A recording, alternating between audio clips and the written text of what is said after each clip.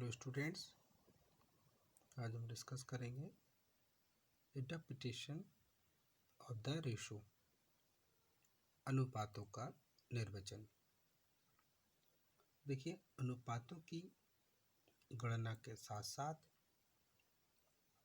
उनका निर्वचन भी महत्वपूर्ण होता है, क्योंकि अनुपात की गणना करना केवल एक क्लर्की वर्क है,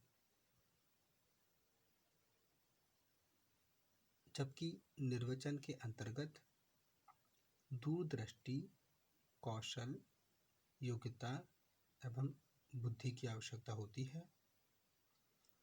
रेशो एनालिसिस के समय अनेक फैक्टर्स जैसे मूल्य स्तर में परिवर्तन, लेखांकन नीतियों में परिवर्तन, विंडो ड्रेसिंग मतलब ऊपरी दिखावट आदि को निर्वचन करते समय ध्यान में रखना चाहिए।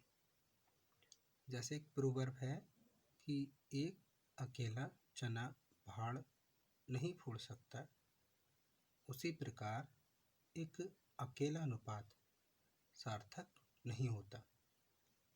उसे और अधिक उपयोगी बनाने के लिए उनका और अधिक आलोचनात्मक परीक्षण करके निष्कर्ष निकाले जाएं।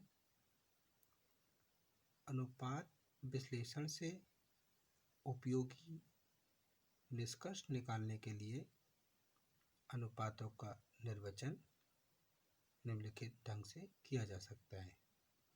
जैसे first, interpretation of individual ratio, व्यक्तिगत अनुपात का निर्वचन। एकाकी अनुपातों का अध्ययन निर्दिष्ट आदर्शों या रूल्स ऑफ थंब मतलब अनुभव सिद्ध नियम के रेफरेंस में किया जा सकता है, जो सम्यक सिद्ध परंपराओं पर आधारित होते हैं। जैसे 2:1 का जो चालू अनुपात का निर्वचन करने पर ये कह सकते हैं कि 2:1 का मतलब चालू संपत्तियां चालू दायित्वों का दुगना है। Number 2, interpretation by referring to a group of ratios, अन्य अनुपातों के साथ निर्वचन। कभी कभी एक अनुपात के महत्व को पूरी तरह समझने में कठिनाई आ सकती है।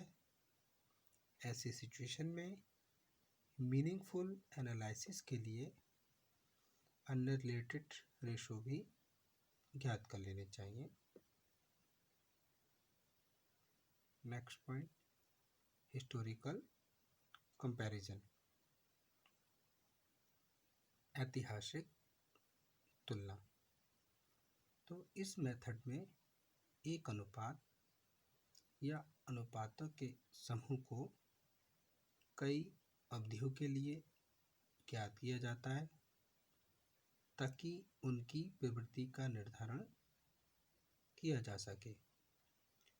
अनुपातों की बढ़ती हुई, घटती हुई या स्थिर प्रवृत्ति से भविष्य के संदर्भ में महत्वपूर्ण निष्कर्ष निकाले जा सकते हैं। कभी कभी वर्षों के अनुपात का औसत भी निकाला जाता है। नेक्स्ट पॉइंट, प्रोजेक्टेड रेशो, प्रक्षेपित अनुपात। प्रक्षेपित अथवा प्रारूप वित्तीय विवरणों के आधार पर भावी परिमापों या मानकों के लिए अनुपात की गणना की जा सकती है। इन भावी अनुपातों को तुलना के लिए परिमाप के रूप में लिया जाता है तथा वास्तविक वित्तीय विवरणों से निकाले गए अनुपातों की तुलना करके वेरिएंसेस ज्ञात की जाते हैं, जो भी इनमें विचरण आता है। तो इन वेरिएंसेस का अध्ययन निर्वचन कार्य में हेल्पफुल होता है तथा फ्यूचर में सुधार के लिए आवश्यक कदम उठाया जा सकता है। नेक्स्ट, इंटर फर्म कंपैरिजन, अंतर फर्म तुलना। तो इंटर फर्म कंपैरिजन के अंतर्गत एक फर्म के अनुपातों की तुलना उसी उद्योग के अंतर्गत कार्य कर रही अन्य फर्मों की उसी अवधि के अनुपातों से किया जा सकता है। इस प्रकार का तुलनात्मक अध्ययन फर्म की सापेक्ष स्थिति, जो भी फर्म की वित्तीय स्थिति है, उसके निष्पादन का मूल्यांकन करने में हेल्पफुल होता है। परंतु इस टाइप के तुलनात्मक अध्ययन में जो भी इसका अध्ययन करता होता है या विश्लेषण करता है, उसको जो जितने भी घटक हैं, जैसे कि लेखांकन प्रणालियाँ हैं या लेखांकन नीतियाँ हैं और क्रियाविधियाँ हैं, तो इनमें भिन्नता के संबंध में उसको केयरफुल रहना चाहिए, सावधान रहना चाहिए। तो हम कह सकते हैं कि अनुपातों के प्रयोग में हमें सावधानियाँ बरतनी चाहिए। अनुपातों की गणना करने का कार्य कठिन नहीं है, लेकिन इन अनुपातों का प्रयोग करना सरल भी नहीं है। जिन सूचनाओं पर ये अनुपात आधारित होते हैं, वित्तीय विवरणों के अवरोध इन अनुपातों के प्रयोग के उद्देश्य, विश्लेषणकर्ता की क्षमता आदि ऐसे महत्वपूर्ण घटक हैं जो अनुपातों के प्रयोग को प्रभावित करते हैं। तो विभिन्न अनुपातों के प्रयोग के समय निम्न घटकों को हमें ध्यान रखना चाहिए। Precaution for use of ratio, मतलब अनुपातों के प्रयोग में सावधानी। जैसे फर्स्ट है एक्यूरेसी ऑफ फाइनेंशियल स्टेटमेंट, वित्तीय विवरणों की शुद्धता। फाइनेंशियल स्टेटमेंट से उपलब्ध आंकड़ों की मदद से रेशो कैलकुलेट किया जाता है। फाइनेंशियल स्टेटमेंट से प्राप्त आंकड़ों की एक्यूरेसी पर ही जो अनुपात है उसकी एक्यूरेसी डिपेंड करती है।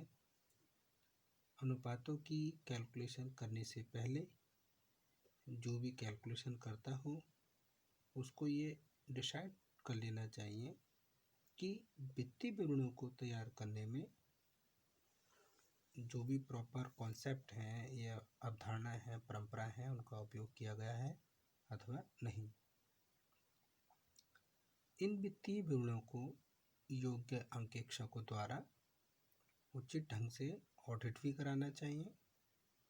ये सावधानियां वित्तीय विवरणों को विश्वसनीयता प्रदान करने में बहुत सहायक होती हैं। नेक्स्ट, ऑब्जेक्टिव और पर्पस ऑफ एनालिसिस, विश्लेषण का उद्देश्य या प्रयोजन।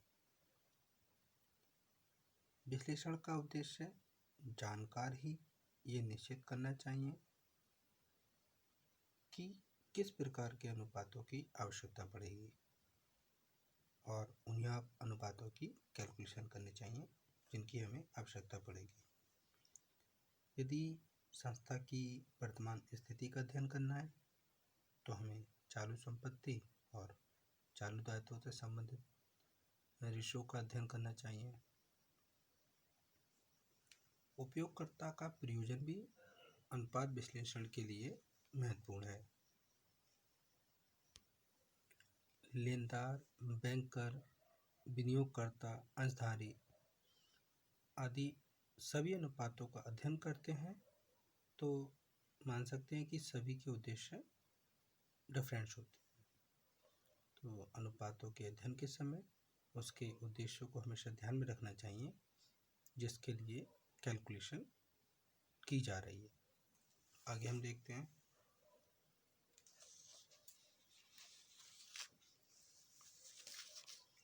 नेक्स्ट, सिलेक्शन ऑफ रेशो, अनुपातों का चुनाव। किसी संस्था में अनुपात विश्लेषण के समय अनुपातों के चुनाव के संबंध में भी उचित सावधानी रखनी चाहिए।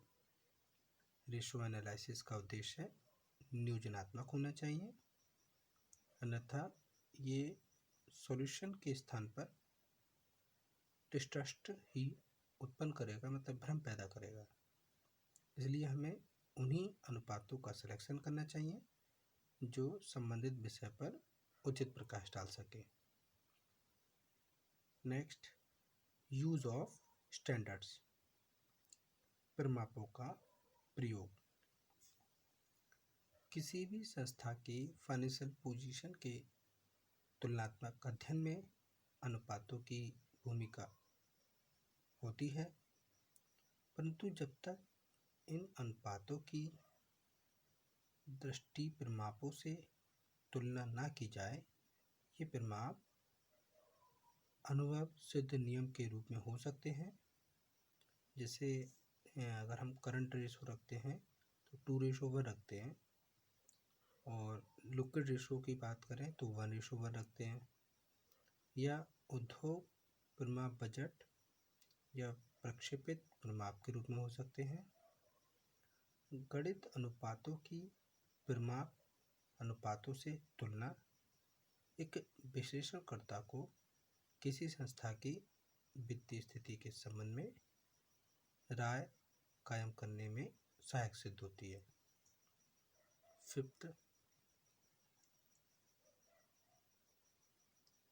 कैलिबर ऑफ एनालिस्ट, विश्लेषणकर्ता की क्षमता। अनुपात विश्लेषण केवल साधन मात्र है और उनका इंटरप्रिटेशन विश्लेषणकर्ता की योग्यता और क्षमता पर निर्भर करता है। विश्लेषण के समय विश्लेषणकर्ता को महत्वपूर्ण परिवर्तन आदि से परिचित होना चाहिए, क्योंकि एक गलत डिसीजन किसी भी इंस्टीट्यूशन की तबाही का कारण बन सकता है। इस प्रकार अनुपातों का प्रयोग विश्लेषणकर्ता की योग्यता और दक्षता पर डिपेंड करता है। Next point, ratio provide only a base, मतलब अनुपात मात्र आधार प्रदान करता है। विश्लेषणकर्ता के द्वारा निष्पादित अनुपातों के आधार पर फाइनल कंक्लूजन पर पहुंचने से पहले संबंधित संस्था की दशा, उसके आर्थिक वातावरण और अन्य पॉइंटों को भी ध्यान रखना चाहिए। इसलिए अनुपात केवल आधार मात्र हैं जिनके एनालिसिस के आधार पर जो भी इंटरप्रिटेटर होता है, निर्वचनकर्ता होता है, वो संस्था के लिए उपयोगी डिसीजन लेने में हेल्प कर सकता है। तो आज की वीडियो में इतना ही। Thank you very much students.